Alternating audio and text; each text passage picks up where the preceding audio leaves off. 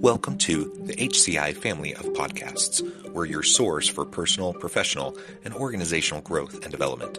We share our own original research, explore industry trends, and interview executives and thought leaders from across the globe. Join us for practitioner-oriented content around all things leadership, HR, talent management, organizational development, and change management. Maximize your personal and organizational potential with the HCI family of podcasts.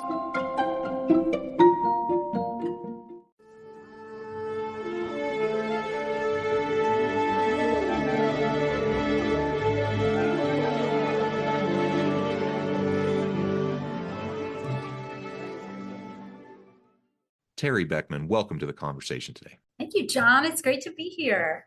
It is a pleasure to be with you. You're joining us from North Carolina. I'm south of Salt Lake City in Utah. And today we're going to be talking about reconciling the CEO's capacity dilemma. I'm super excited about unpacking that with you and exploring what this means, both in a traditional corporate setting, but also within the nonprofit sector.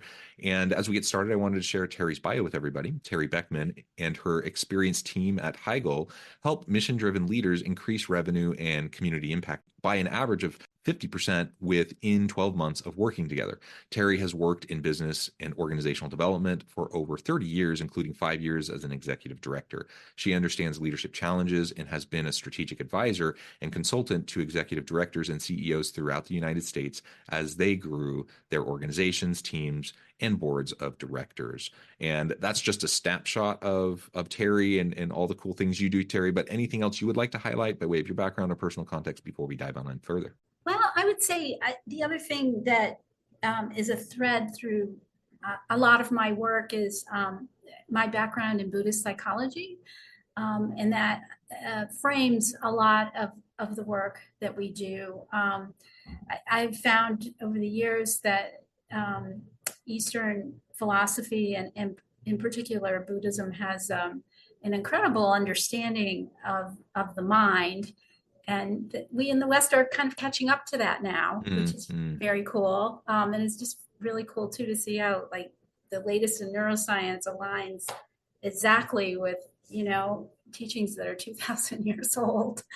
I would just say, yeah, go figure. Anyway, just to share that kind of tidbit as well. But thank you for the kind introduction, John. Yeah, no, I appreciate that. And I appreciate you framing it with your Buddhist influences and background. And while I'm not Buddhist, I've been heavily influenced by Buddhist philosophies as well. I've spent an extended period of time in many Asian countries and kind of consider myself, while not a practicing Buddhist, certainly kind of a novice,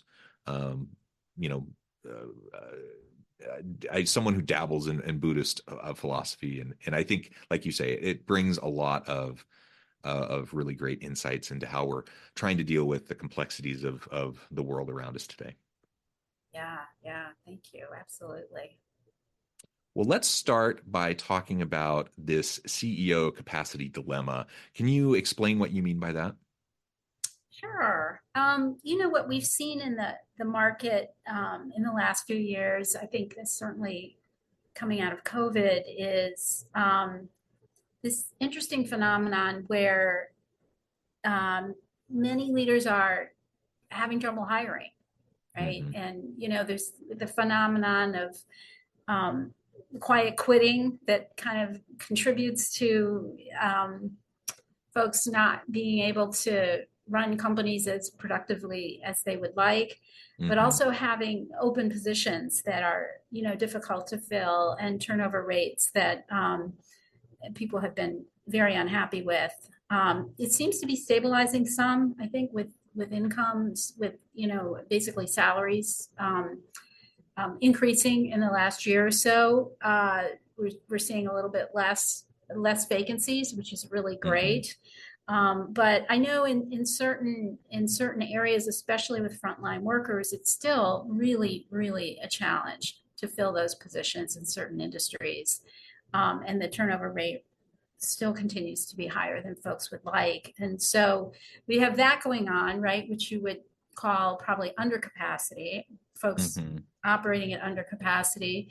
And then you have the workforce that is there and engaged, and many of them feeling like they're really at overcapacity, right? And they're linked, and we see that in data where people are talking about, very high percentages of folks that quit are referencing burnout, Hmm. and just looking for something else, looking for more work-life balance. So it's this sort of interesting contradiction of living with both overcapacity and undercapacity at the same time within organizations. Yeah, the over under element and the burnout piece, I think it's really important to highlight really the challenges that we're facing within organizations. And oftentimes we do talk about the burnout that general kind of line level people are experiencing, even middle managers, etc. And sometimes we don't talk about the overall impact that's having on executive leadership roles, because just as I can experience burnout in my day to day, so can they. And hopefully, hopefully I have leader, a team lead who has emotional intelligence and empathy, and they can see me for where I'm at and try to be supportive of me. But do they always have that person that they report to, that Mm. also provides that kind of support? And I think often not. And so there's this heavy burden from a burnout perspective that's placed on leaders. I like to give people the benefit of the doubt and assume that people have the best of intentions. And yet, a lot of times, leaders who I think have good intentions simply don't have the capacity to do what's expected in this new age of leadership. Maybe they don't have the bandwidth, certainly, but also the skill sets needed that are different today to be an effective leader versus maybe how someone could have been successful 20 years ago. So I think all of this kind of feeds into what you're talking about. Yeah, absolutely. I think organizations are just infinitely more complex in this new age. And we talk often about kind of the pyramid where, the CEO is at the top and has the vision and kind of is able to just tell people what to do if they want to keep their jobs and do it, right? It just doesn't work very well anymore, I think in a culture where we're highly interconnected, intergenerational, lots of ways to make money on the side, right? Or Hmm. even full time. Just people have so many more options.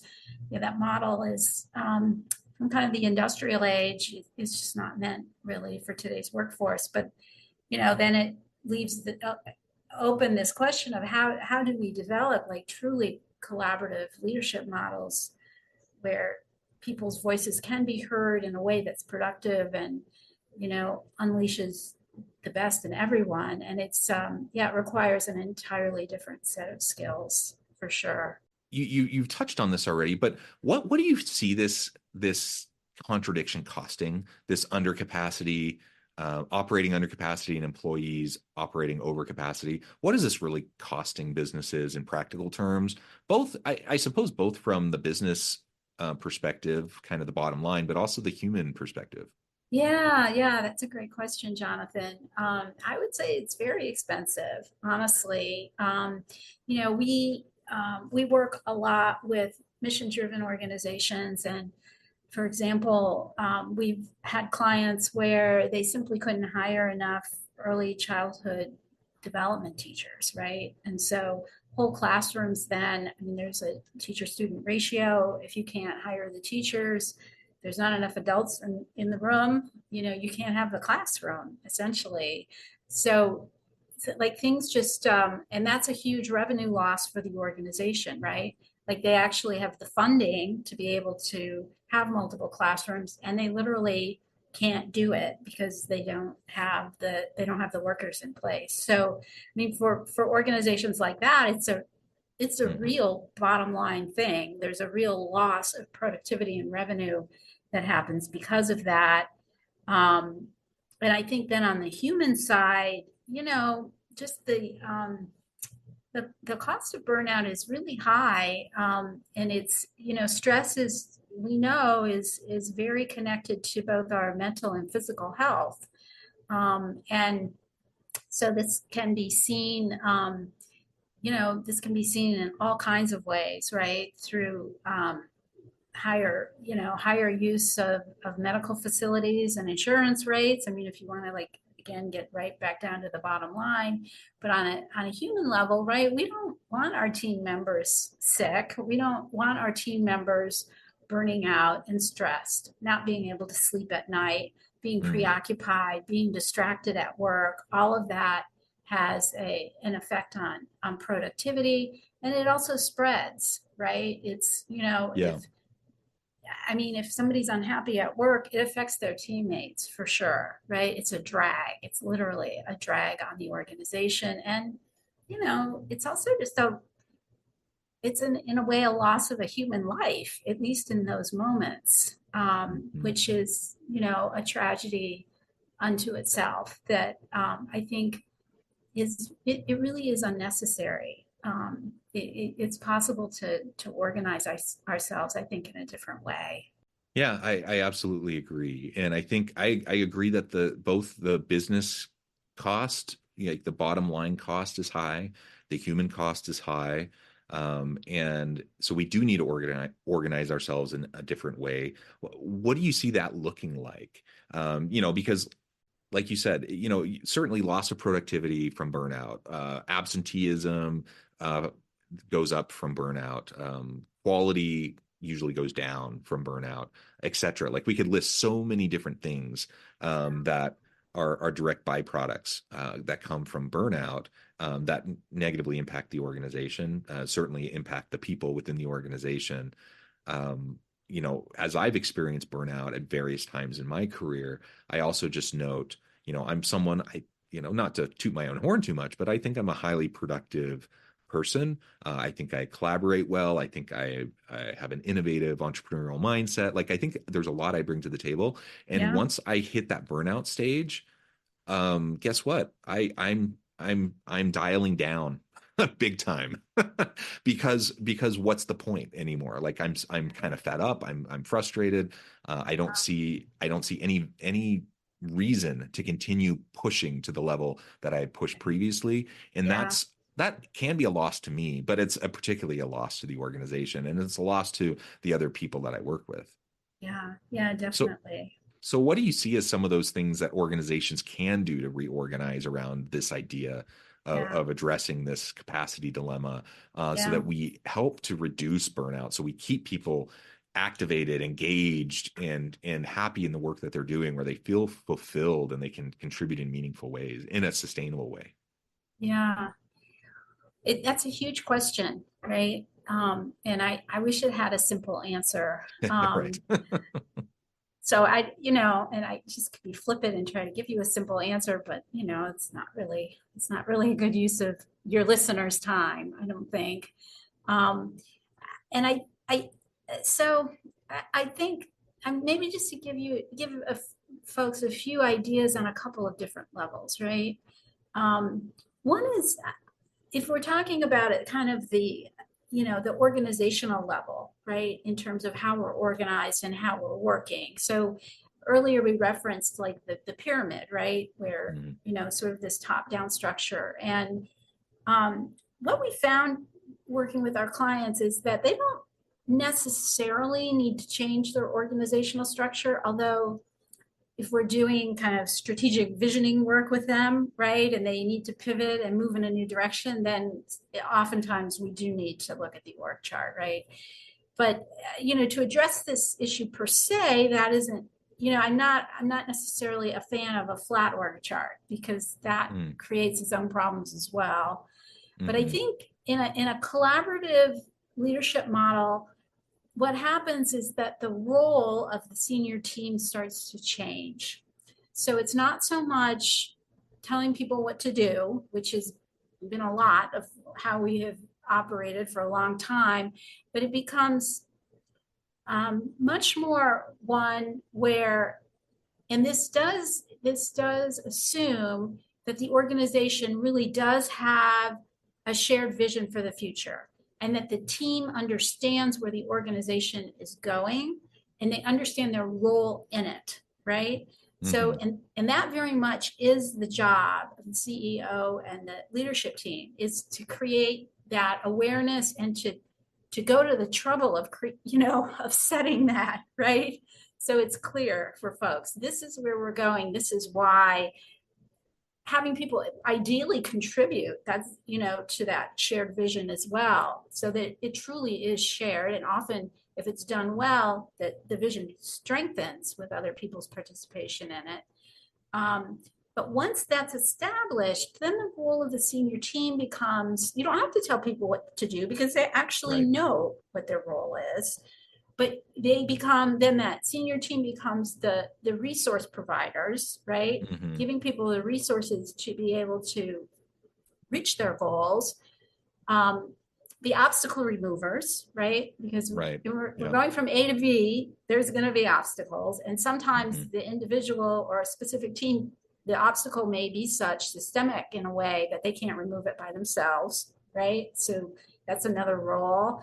And then really, I think engaging in a coaching model of feedback, right? Versus kind of, let's have our once a year evaluation, and that everybody dreads on all sides, and Right. you hear all the bad news, right, of all the things you've done wrong and whether or not you're going to get your raise. Like, that's also extremely antiquated.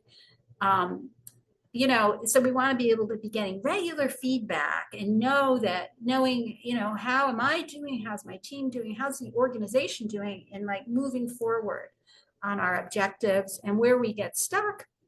And if we have personal challenges, which everyone does, Hmm. that you're getting the kind of support and encouragement, and accountability is what it creates, but it's really, it's support and encouragement to move through those challenges. And what I've seen is, it takes about a year to shift company culture to move in that direction, right? Once you've decided you want to do this and you start to change the kind of the meeting structure and the way you're communicating with folks and your role, it takes about a year for everybody to get on board. So it's not something that happens like just because you say it's going to happen.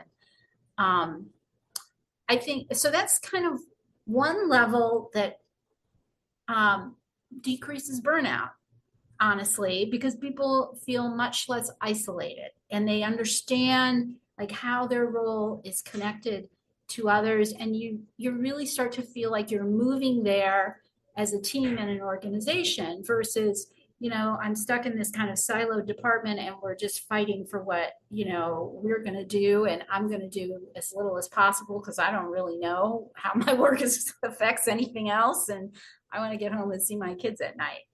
It just creates a different kind of participation and mindset, if that makes sense. I think the other thing for that leaders can look at on, in sort of particular sectors, right? Like if you're having a lot of turnover, say, in hiring direct service workers, for example, Hmm. understanding, I think, what folks, what's really important to them in terms of the work, right? And especially for frontline staff, like what is really important to them, and then sharing what's important. This goes back to kind of the vision and the values, sharing with them what's important to the organization and what their role is in meeting kind of the vision and the goals of the organization, and then seeing like where's the vent, right? Where can we meet that both are really accomplished?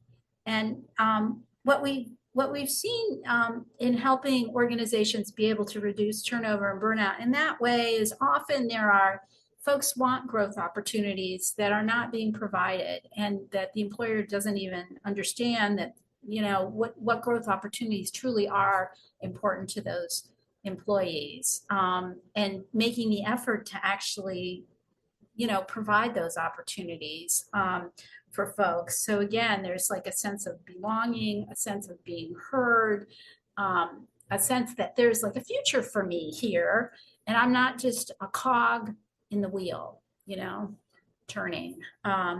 We love to look at, really, I know you do a lot of work with human capital, and really looking at the full life cycle of an employee in an organization. What does that look like from the time you're recruiting all the way through when they're leaving, right? And how can you be strategic in really aligning individuals' needs with the organization's needs so that it's a good experience for everyone. Yeah, yeah, very well said. There were so many gems to what you just explained. Bottom line here is that we absolutely need to make sure that we're always focusing on not only the sustainability of our organization, that's important. If we don't have funding streams, if we don't have revenue, we won't continue to exist and we won't continue to Yes. operate. So we need to pay attention to the business case and the bottom line. But sometimes we allow ourselves to get distracted from the humanity involved with what we're trying to accomplish and the people involved. And the human case is just as powerful, just as strong. And I think you've done a good job of connecting the two, and how that impacts organizations and how it impacts purpose-driven leaders, leaders that want to do meaningful things and help their teams to do meaningful things as well. Teri, I know we could continue on with this conversation for quite a long time, but I also note the time and I need to let you go here in a few minutes. Before we wrap things up for today, I just wanted to give you a chance to share with the audience how they can connect with you, find out more about your work, and then give us a final word on the topic for today. Oh, yeah. Thank you, Jonathan. Well, yeah, people can find us at higol.co, HIGOL.co. And we host monthly roundtables for CEOs of mission-driven organizations, larger organizations with at least revenues over 5 million annually, on critical topics such as this throughout the year. So they're complimentary, and it's just a wonderful way to meet leaders from across the country, and walk away with some new insights and feel refreshed after an hour and a half or so together. So you can go to our website and learn more about that. Sign up to get an invitation to one of those. And I'm also on LinkedIn, so you can find me there. Those are probably the best ways to connect with us. Wonderful. Thank you so much, Teri. It's been a real pleasure. I encourage the audience to reach out, get connected, find out more about what Teri and our team can do for you. And as always, I hope everyone can stay healthy and safe, that you can find meaning and purpose at work each and every day. And I hope you all have a great week.